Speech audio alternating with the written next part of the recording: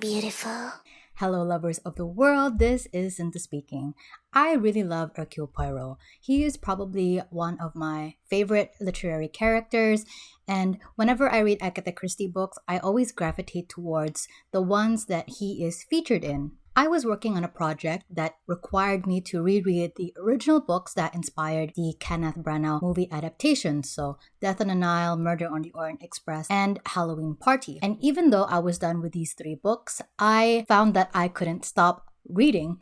I ended up devouring 7 more Hercule Poirot books before I even realized. I read Peril at End House, Third Girl, Murder on the Links, Hercule Poirot's Christmas, Sad Cypress, Dead Man's Folly, and finally, Mrs. McGINTY'S Dead. And when I say I read them, I actually mean that I listened to the audiobooks for all of them. In this video, I will try to quickly summarize my thoughts on all 7 books, and at the end, I will rank all of them from least to most enjoyable. Now, for those who are not familiar with my reviewing style, I do not hold back on spoilers.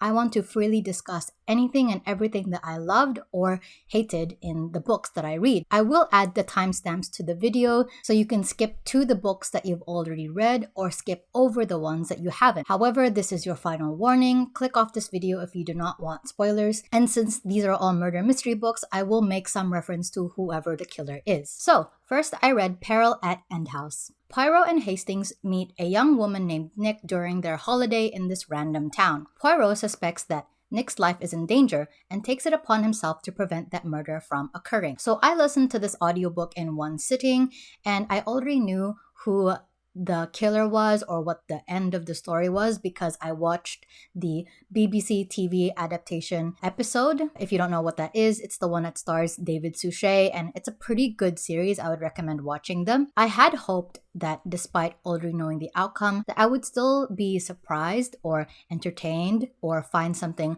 new that the TV show episode did not include. I was hoping for a similar experience to the one I had with Murder in Mesopotamia, where even though I knew what the solution was, I still had a really good time because of the prose, the writing, and the characters in the book. However, because Peril at End House was such a faithful adaptation to the book, I didn't really find anything that I already didn't know, which again is not the book's fault. I'm just mentioning it because I wanted to be honest about my review. But regardless, I really do like this story. I remember when I first watched it being really surprised at the ending. I think it's really clever, and though I did not really enjoy the cocaine addiction subplot, We have Coke and stuff. No shit, you guys got Coke here? that was used as a diversion to the main mystery, I still found it very interesting and unique. What I would have liked more though is more about Nick's personality, since she is basically the key to this puzzle, and more suspects to make the mystery more flavorful. While everyone in the book is sufficiently shady, I wasn't super sold on the plausibility of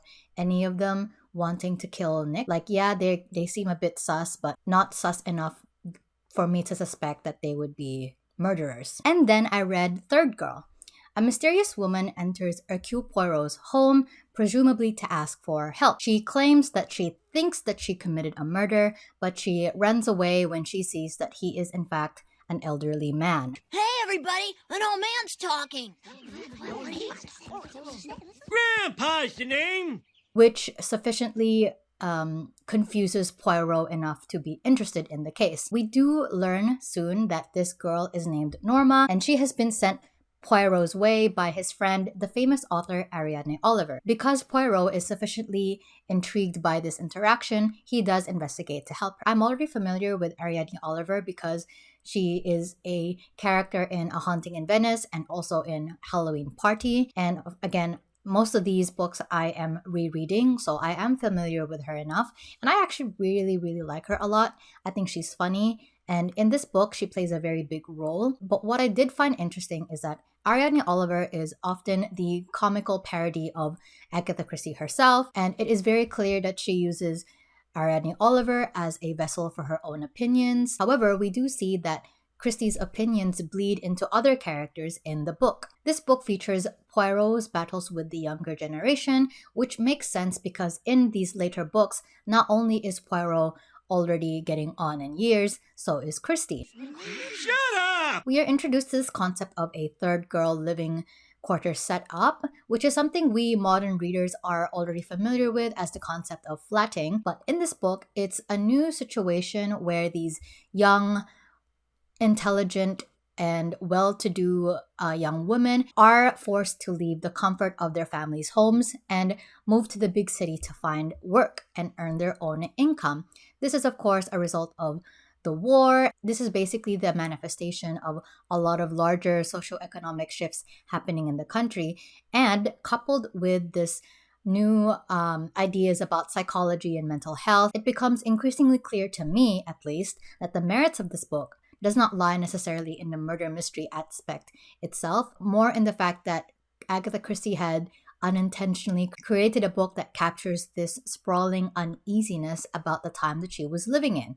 This book is a time capsule for that and attempts to highlight the differences between the young and the old and how they're coping with these larger changes. As for the psychology, mental health stuff, it manifests through Norma and Dr. Sterling Fleet. As advances in psychology become more apparent in the mainstream, we see the characters and Christie herself try to face and engage with it. Norma, our third girl, is constantly described as not quite there, depressed, has severe mood swings, etc. And it's isolated her from her flatmates and family. Only Dr. Sterling Fleet seems to be sympathetic to her condition while simultaneously firmly reassuring her that she's not something that she should be scared of, and she's not the monster that everybody thinks that she is. I found Dr. Sterling Fleet to be a very satisfying character to have in the later half of the book because he is a welcome contrast to everybody else who is straightforward to the point and puts a halt to a lot of these confusing circumstances. The plot of the murder mystery itself, I think, is kind of strange compared to the Agatha Christie books I've read before. There's no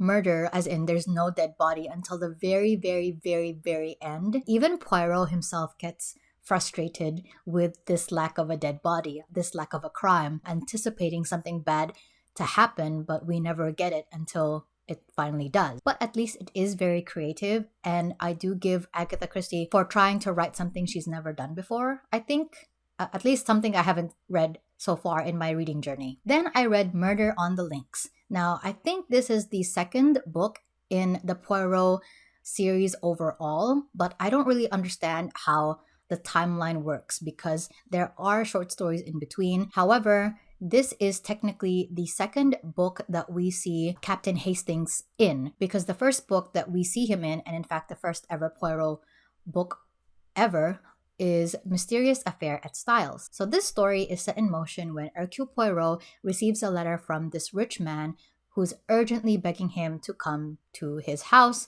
and help him because he fears that something bad will happen to him. He just doesn't know what. When Poirot and Hastings arrive, they find that they are too late and Poirot's client has been murdered in this weird hostage situation that the police think has something to do with his business. Funnily enough, despite being titled Murder on the Links means golf course, by the way. The golf course itself doesn't actually play a role in the story that much. They just find the body in the golf course in the beginning, but that's about it.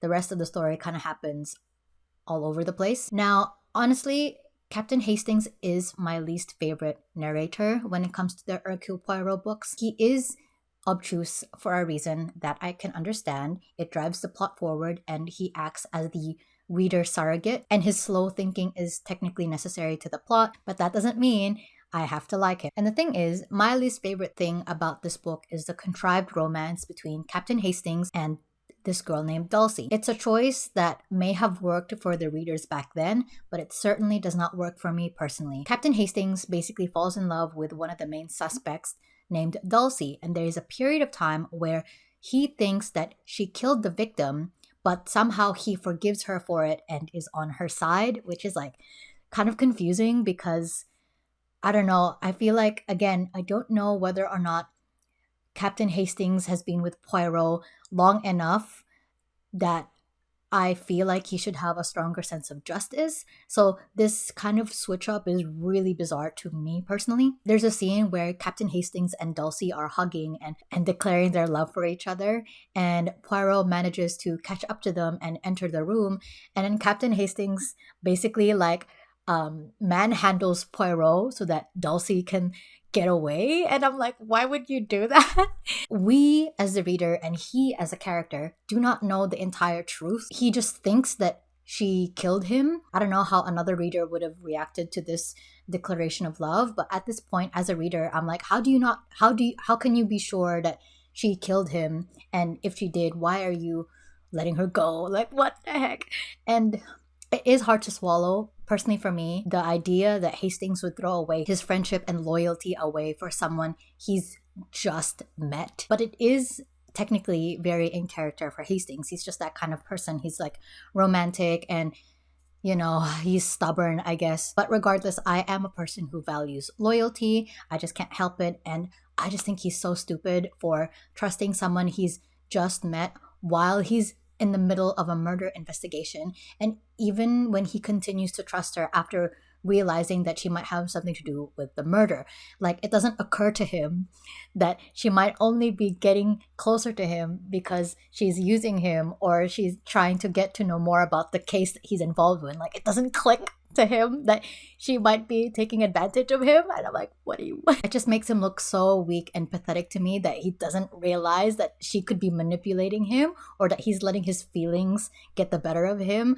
I don't know, it's like, it's just not, I was like, what? Like, the thing is, it doesn't make the reading experience bad. Objectively, it does keep me interested and it makes the narrative a lot spicier and raises the stakes significantly, but it is just personally frustrating. I just have to say, like, I really was so mad at him. They've only spoken twice before he's like, oh my god, I actually love you. I'm like, what do you mean? And we have access to those conversations. I personally did not feel that they had enough chemistry to justify Hastings doing something like this. If they had more chemistry, if I actually feel that there was some kind of romance budding between them, I would be less angry. I'd be like, okay, I understand. But they only had 2 conversations before Hastings realizes that, he realizes that he's in love with Dulcie and that she might have something to do with the murder at the same time. And it's like, maybe if he realized he loved her first and then that she was involved in the murder, I was like, okay, maybe that makes sense. I was trying to think of ways to kind of solve this, and one of the things I came up with is to make Hastings not great friends with Poirot. I was thinking maybe you can make it so that Hastings meets Poirot and Dulcie at the same time in the beginning of the story, so both people are on more or less equal grounds in terms of their significance to Hastings. So it would make more sense for me that he would gravitate towards Dulcie because, like, attractive people gravitate towards fellow attractive people. The only problem would be in that situation is that there's no reason why Poirot would allow Hastings to be involved in the crime if Poirot was already not friends with Hastings in the first place. This romance thing got me so fired up. And the thing is, it is sort of Christie's style to have these rushed romances anyway. Like, it's very common for these 2 characters to meet in the beginning of the novel and then they end up getting married by the end of it. This one was personally frustrating because the stakes were high and it's like a main character purposefully and intentionally saving a murderer. Anyway, the plot itself is very exciting despite all the shit I give Hastings and Dulcie for their weird romance. It does play a huge part in the story itself. Overall, I think it is a very exciting and action-packed story, and I'd go as far to even say that this could work really well as a movie, like, because there's enough action-paced dynamic scenes in there and there's different characters. You can have a star-studded cast. Therefore, I'm formally submitting this to Kenneth Branagh as his next Hercule Poirot project. It's well known enough that people are like, oh yeah, I know it's an Agatha Christie book, but it's not like a classic like Murder on the Orient Express or Death in the Nile. So you're not exactly stepping on the legacy of a well-loved classic. I feel like it's a good candidate. And then I read Hercule Poirot's Christmas. So this is set in Christmas and features the Lee family getting together to celebrate the holiday. The head of the family, Simeon Lee, is abusive and he sucks. and he invites all of his estranged sons and their wives to come stay at his big house, and basically he gathers them all and just like berates them. Shut up! And then he dies. Well, no, not just like that, but someone kills him in like a locked room. But now he's dead. Poirot is called in to help investigate. So in the beginning, I did think it was a weird experience to read about a household that is very obviously traumatized by an abusive head of the family, and everybody, particularly the wives who have married into the family, and even to a certain extent the sons, everybody was unsympathetic to that trauma. The text does sufficiently denounce Simeon as a particularly evil man, but there's also this weird level of victim blaming in the story that is a bit off-putting. It is there in a lot of ways. The justifications put forward that are victim blaming feel very real, as in real things that I see people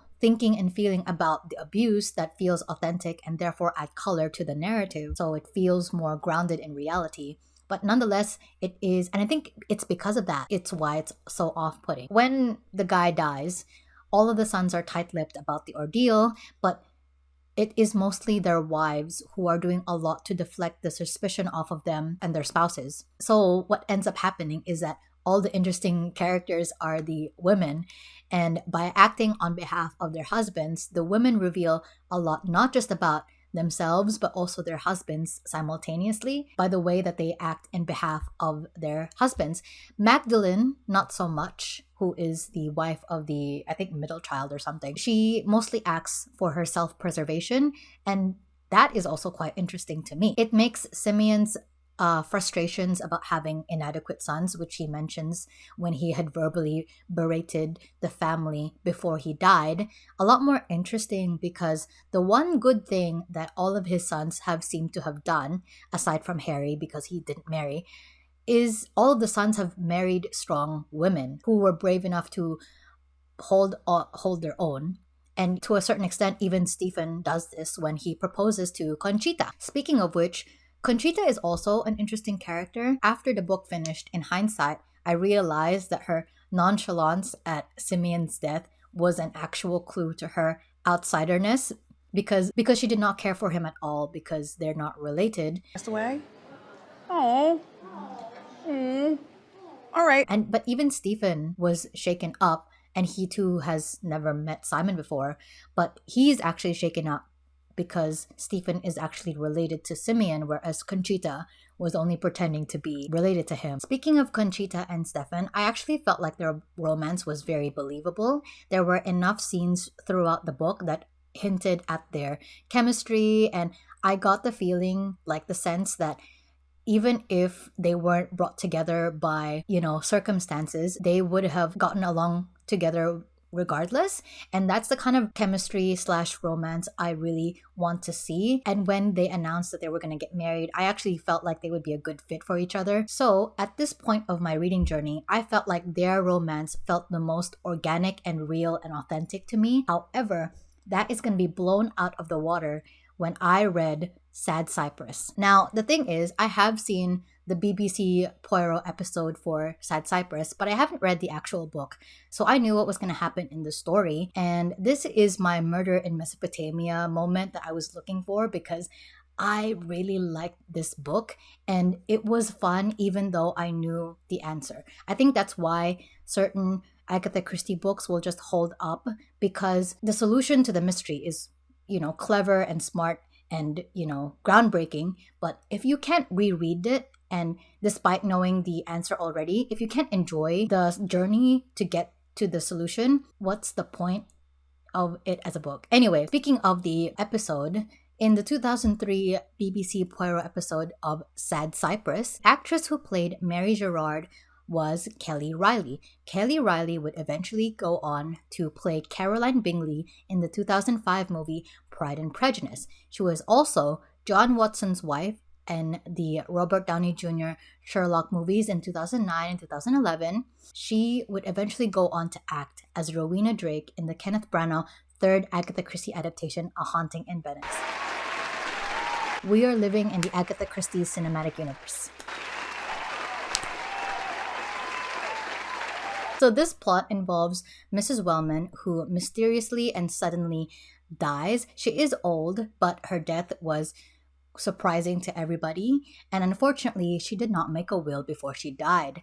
Therefore, all of her wealth automatically goes to her next of kin, who is her niece Eleanor. However, many believe that if Mrs. Wellman had time to write a will, she would have included Mary Gerard, who is kind of like, I don't know how to describe her, but basically she's just this young girl that she's paid her for her schooling and kept around her estate as like, she's just there. She's not a servant necessarily. She's just like an educated girl who helps around the house. She's not family, but you know, people like her because she's pretty. Now, Eleanor, who is Mrs. Wellman's niece, and her cousin-in-law or something, were engaged, but Roddy falls in love with Mary Gerard, and therefore Eleanor breaks off their engagement because duh. Now that Mrs. Wellman died, all of the estate and wealth goes to Eleanor. In the process of kind of sorting out the affairs, Mary Gerard dies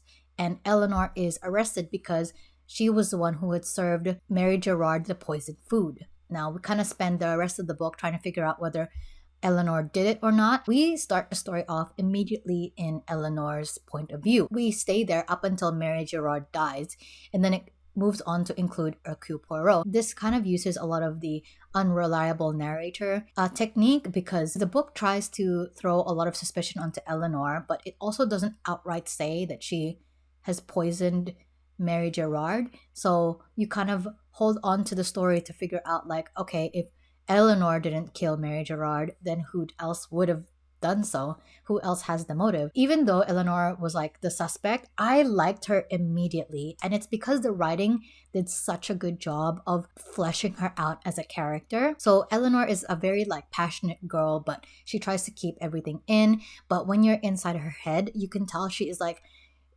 unhinged with love for Roddy, the guy that she's engaged with. And even before she was accused of murder, you get a real sense of her personal stakes in terms of, I guess, Roddy, because Eleanor is completely devoted to someone who she feels would slip from her fingers at any moment, and the writing really reflects this anxiety very, very well. The writing is not just effective, it is effective. She has these really intense monologues that easily sweeps the reader off with her like grand emotions, and the writing does a really great job of crafting these like simmering, bubbling feelings that seem like at any moment it'll boil over. But despite the struggle of having to keep her feelings at bay, she is very classy and she has a lot of integrity. Like, not only does she give Mary Gerard money because it's what her aunt would have wanted, she also just like graciously lets Roddy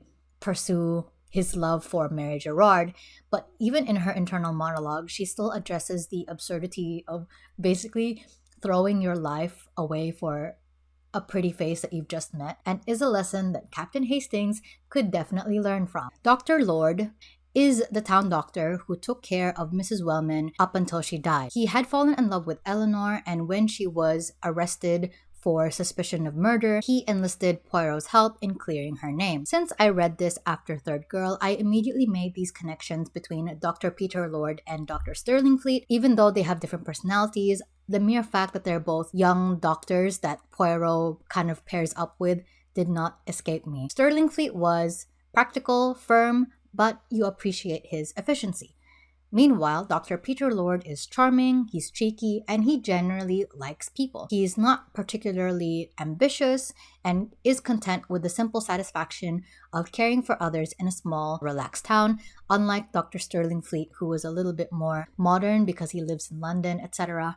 Regardless, I still thought about Dr. Stirlingfleet and Dr. Lord at the same time because I think this is just one of Christie's favorite tropes, the young, likable doctor. For me, it was very satisfying to hear a callback to Dr. Stirlingfleet again, because in the book, Dr. Peter Lord tells Poirot like, "Oh, I heard so much about you from my colleague, Dr. Stirlingfleet." And I was like, well, yes, because real recognizes real. Exactly. Speaking of Dr. Lord and this weird love square that he's in with Eleanor, Roddy, and Mary Gerard, the difference between Dr. Lord's and Roddy's perception of Eleanor is particularly striking and points to who actually understands her the best, considering that Roddy believes that the front Eleanor is putting up is the real her. Like, he just takes it for granted that what he sees is what he gets. And I think now that I say that out loud, I think that kind of reflects why he was so taken in by Mary Gerard. He's just the kind of person that cares about appearances. Whereas Dr. Lord could actually see right through Eleanor and the front she's trying to put up. There's a subtle hint at why Eleanor pairs well with Dr. Lord, because while we see Dr. Peter Lord in the beginning as a very jovial kind of guy, we see a lot of instances of him being intensely angry. He is also like willing to lie for Eleanor. So that shows to me that both people are passionate and are ruled by their desires. And in the end, while it is clear that Eleanor and Dr. Lord will get together, I really appreciate the author's choice of Dr. Lord not like outright proposing to her, but instead it ends with him driving her from the courthouse where the case has just been adjourned, and he's driving her from there to the sanitarium, and they have this like conversation about how she's starting to feel like the future is opening up, and when she thinks of the future, she sees his, kind face. I just think it's a nicer decision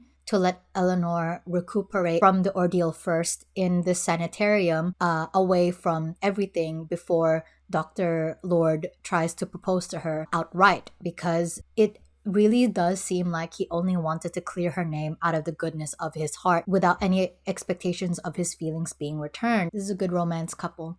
Yeah, these are just two characters that I happen to really, really like, and they got together. That's basically what happened. As for the rest of the plot, man, I feel like I talk a lot about the characters, and then towards the end, I'm like, oh yeah, that's right, I have to talk about the story. But basically, in terms of the story itself, there are techniques here that I feel like I haven't seen Christie utilize before, at least not in my reading journey. This part in the book where some time passes and exposition kind of happens through this back and forth exchange of various letters between different people. I think that's really clever. And there's also this section that I thought was like really unique, and I don't think I've ever read from an Agatha Christie book before, but it's basically where the court proceedings are happening. Instead of Poirot being the one to lay out the logic and facts to us as the reader, it was done by Eleanor's defense lawyer. And there's also this like cross-examination of various witnesses and suspects, which I thought were very exciting, very much like Law and Order-esque, if you will. It's kind of like this precursor to the court drama where the truth is finally revealed. And there's this like really harrowing scene where Eleanor's skills at concealing her feelings are finally put to the absolute test. I just thought it was very immersive, kind of like swimming in these details, and it's just a completely new setting that I've never been before in an Agatha Christie story, so I thought that was really cool. Now that I mentioned that thing about Eleanor's skills at concealing her feelings, I realized that in the book where she is in the car with Dr. Lord, their conversation is like her finally letting her walls down and actually letting her express her truest, happiest self to the one man who like loved and cared for her. I don't know, it's just really cute. I should make like a tier list of my favorite Hercule Poirot couples, and if so, they would be in the top of the list somewhere. Anyway, moving on. Next, I read Dead Man's Folly. In this book, we see Ariadne Oliver, whom I might remind you is a famous murder mystery author, was commissioned by this rich family to create a fake murder mystery scavenger hunt for this party that the estate is holding. This event is held at the estate Nass House, and Ariadne Oliver has this bad feeling that someone will actually use this murder mystery event as an opportunity to actually murder somebody. Therefore, she reaches out to Poirot, her friend, to arrive, so he's present at the event, but unfortunately, somebody does die. But now he's dead. Now, even though this is an Ariadne Oliver novel, she's not a real presence in the story once the murder has been discovered. Like, once she's testified and everything, she kind of just, she's not as relevant to the plot as she was in, say, Third Girl, where she played a very significant role in the story. And a lot of the legwork is done by a pair of policemen, Inspector Bland and Sergeant Cottrell. It's not a big deal, but it's definitely something that I've noticed. And I wasn't really entirely sure about this book. There's very few things that stood out to me. One of them was this exchange between Poirot and this guy named Alec, who is an atom physicist, and he's staying at the estate when the event happens. He's kind of unpleasant and cynical, but there's this kind of interesting conversation he has with Poirot about death and one's personal life that I thought was rather philosophical. But ultimately, he had this weird eugenics perspective that I was like really surprised by. I was like, whoa, I thought this was a classy party.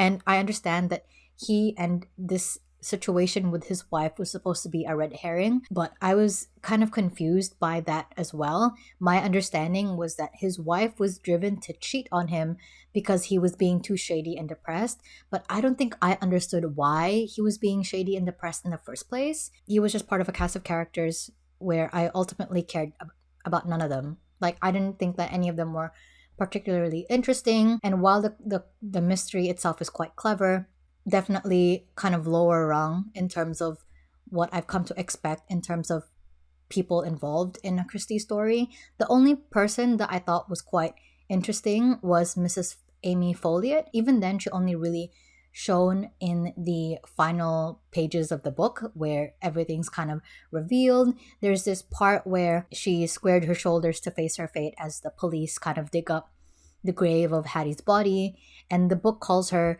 the daughter of a long line of brave men, as if to kind of emphasize that all of the goodness and bravery of her family have lived through her, but could sadly not be passed down to her son, who was kind of like the mastermind of all of the killings happening in Nass House. I thought that it was trying to say something about heritage and the idea of like rightful and noble owners of land, or this kind of commentary about the war changing people and uprooting their lives and driving them to do things they never would have. But either all of that was too subtle for me to like fully pick up on, as in maybe it was something I had to kind of just be in the moment of or be culturally in touch with, or maybe this is just an instance of me kind of trying to read too much into the story and trying to figure out more out of it. And then finally, we get to our last book, Mrs. McGINTY'S Dead. So this mystery is set in a small rural village, and the story is kind of mostly immersed in the past, and a lot of the investigation that Poirot has to do relies on gossip, the memories of other people. Many have pointed out that this type of mystery would be reserved for Miss Marple, and I actually have to like totally agree. It's hard to imagine why these small town people who are usually so distrustful of foreigners would be willing to share what they know. But I guess that's the whole point of Poirot kind of taking on this aggressive kind of strategy when it comes to investigating, like actively being outspoken about his motivations of finding the killer for Mrs. McGinty. Poirot knows his limitations as a foreigner and kind of tries to leverage it as best that he could. And it does work, obviously. But I just feel like it's something that I don't really expect to see Poirot being in. And I think the reason why I like Poirot is that I don't really like these like small town murder settings anyway. Like that's why I like Poirot and not Miss Marple. I like Miss Marple, obviously, but I often find myself picking up Poirot books more often than I do Miss Marple books. That's just my personal preference. I'm not even entirely sure how to explain the plot of this anyway.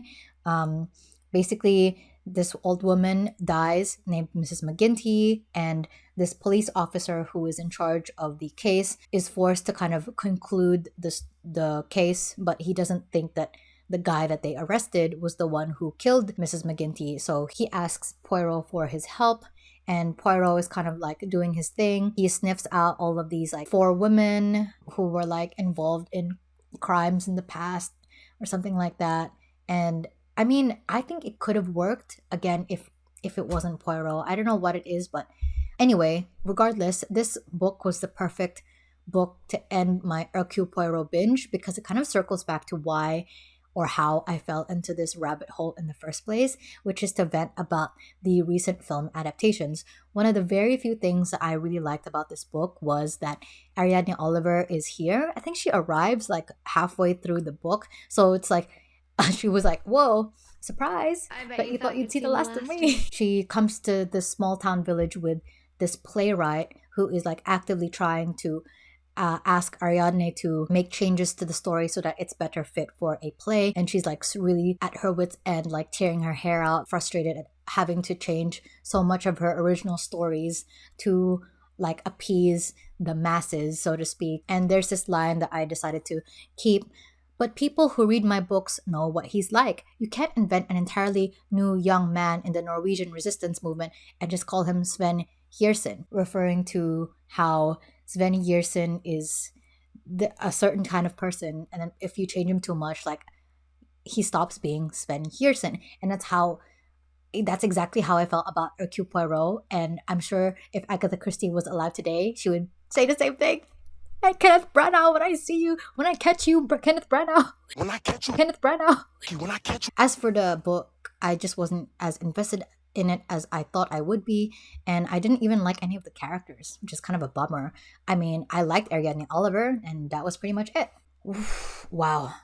I've been filming for a long time, but I still have to say a couple of things before we get to our final ranking of the 7 books. This is kind of just stuff that I've observed from reading them all, and I just wanted to still say some observations, some things that I've taken away from the binge. Okay, first is that basically by pure coincidence, I ended up reading, out of the 7 books, 3 of them had Ariadne Oliver in it, so Mrs. McGinty, Dead Man's Folly, and Third Girl, not counting Halloween Party, which I did include in this review. So by the end of December, I had read 4 Hercule Poirot books who happened to have Ariadne Oliver in it. By the end of it, I was just like, wow, I know this woman. I feel like because I've read so many of her books in succession, you're not really supposed to do that. Like, there's like recurring characters throughout the series, but you don't read them like at the same, like in one sitting. Anyway, and then out of the 7, 2 of them had Captain Hastings. So that was Murder on the Links, and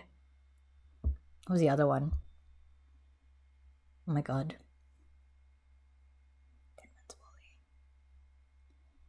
Wait, what? Not that one. Murder on the Links. Third Girl, no. Peril at End House. My god, I've been filming for so long, I forgot the books that I've read. But anyway, so he was in Peril at End House and Murder on the Links. If I had to pick from the 2, I would obviously pick Ariadne Oliver. I was about to say Ariana Grande. Ariana, what are you doing here? Out of the 2, I would definitely pick Ariadne Oliver. I just don't like Hastings, and it's really unfortunate because he is basically like he is seen as the Watson to Poirot, but I don't know, I just don't like him. One of the biggest things I took away from this binge was that for some reason, a lot of them kind of featured this weird thing about heredity into her books, this idea that, oh, if you're a bad person, your children will be bad people too. I was like, what? I don't think that's how it works. I mean, obviously that's not how it works, but kind of just like a strange way of conceptualizing evil. And I think it just like, it's too convenient to be able to explain why people resort to murder because it's just in their blood. Like, we don't like that. In Murder on the Links, there's this interesting exchange between the guy and Poirot where the son is like, oh my god, how could I ask anyone to marry and love me when I'm the son of a thief and a liar? And Poirot is like, well, you are your father's son, but you are also your mother's son, and your mother is loyal and devoted to those she cared about, so she's probably passed that down to you, or something like that, you know? Whereas the real villains of the show are like this mother-daughter duo. Oh, look out, bad and evil can be passed down to your next of kin or your offspring. Blood tells kind of situation. And then in Mrs. McGinty's Dead, I was thinking about this after I've read the book, but basically there's Maud Williams, who's kind of like the side character, is revealed to be Maud Craig, the daughter of Dr. Craig and his wife, and she had been orphaned through Eva Kane's kind of like scheming. Maud Craig is technically the half-brother of Evelyn Hope because of how the family tree works. The son of Dr. Craig and Eva Kane is Evelyn Hope, and the text is trying to say that like Evelyn Hope took after his mother, whereas Maud Craig took after her dad, kind of situation going on. It's not explicit in the text, but it was just something I was thinking about after I had read it. And I guess I was thinking about how this hereditary thing kind of fits in with what we've already learned or have been exposed to in Murder on the Links. This hereditary thing is very explicit in Hercule Poirot's Christmas because it's pretty much about a dysfunctional family. So one of the brothers takes after his mom, emotional and sensitive and delicate, whereas Harry and Inspector Sugden took after the father Simeon too much. So they're both kind of like morally not good people. And then finally, Dead Man's Folly is the most interesting out of this hereditary thing that's coming through in these books. And again, I might be reading into this too much, but I thought that the text was trying to say that the wars leave psychological scars on people that make them do things that are not in their nature. As in, hypothetically, James Folliot should have been courageous and have integrity like Amy Folliot, his mother, but because he experienced the war, and I think it makes it a point to say that like he deserted from the war, it kind of implies that it wasn't in his nature to be like scheming and malicious, but the fact that he went through the war made him the way that he was and made him do the things that he did. Again, I might be reading too much into it. It is hard to ignore this like thing that Agatha Christie has with this concept that evil can be passed down. I don't know what we can do with that. Anyway, back to ranking the 7 books. I'll start with my least favorite. Now, please remember this is just ranking the 7 that I read in my binge session and not ranking them overall in Agatha Christie's entire work, okay? It's just these 7. Mrs. McGinty's Dead. I think it's a pretty average Christie mystery. It's still good in its own way, but in the context of her entire career, it's definitely one of the less memorable ones. Number 6, we have Dead Man's Folly. It has the same problems as Mrs. McGinty's Dead, but at least it had Amy Folliot, who was a striking and memorable character in the very, very end. Number 5 is Third Girl. I think the mystery is fine, but the focal point is really kind of this question about sanity, which I thought was more interesting. And while there is a lot of outdated psychobabble that leads to nowhere, I still think it was interesting in the way that it shows us a glimpse of what they had thought about sanity back then, or at the very least, what Agatha Christie had thought about sanity back then. Now, 3rd and 4th are close to the point where I was like kind of switching them around, but basically number 4 is Peril at End House. It has a great story. It's only really hampered by the drug addiction subplot that I didn't think was necessary. And then the 4th one is Hercule Poirot's Christmas. It's a solid story with very interesting characters. If you're an Agatha Christie fan, you'll understand what I mean when I say that it's basically just the mousetrap and the crooked house, kind of like Frankenstein monster together. Number 2 is Murder on the Links. I know I gave it a hard time for the romance and Hastings, but I still think it's a very thoroughly dramatic and exciting story, and I would love to kind of see it in a different format in the future. I think that would be really cool. And number 1 is Sad Cypress, being the best of the 7. The character work and the drama is completely unbeatable. I think the love rectangle is done really well. The characters are fascinating. I can see how it might not be super satisfactory because there's very, very few suspects. And the question we face throughout the book is not who killed Mary Gerard, and more like, did Eleanor kill Mary Gerard? But regardless, I'm really drawn to the character relationships. I think they're just stunning. And basically, since my camera is about to die, I will have to say goodbye, a quick goodbye to all of you. Thank you so much for watching this entire video. My social media links are in the description. If you liked my work, subscribe, like this video, etc. I have more videos about books. Okay, bye.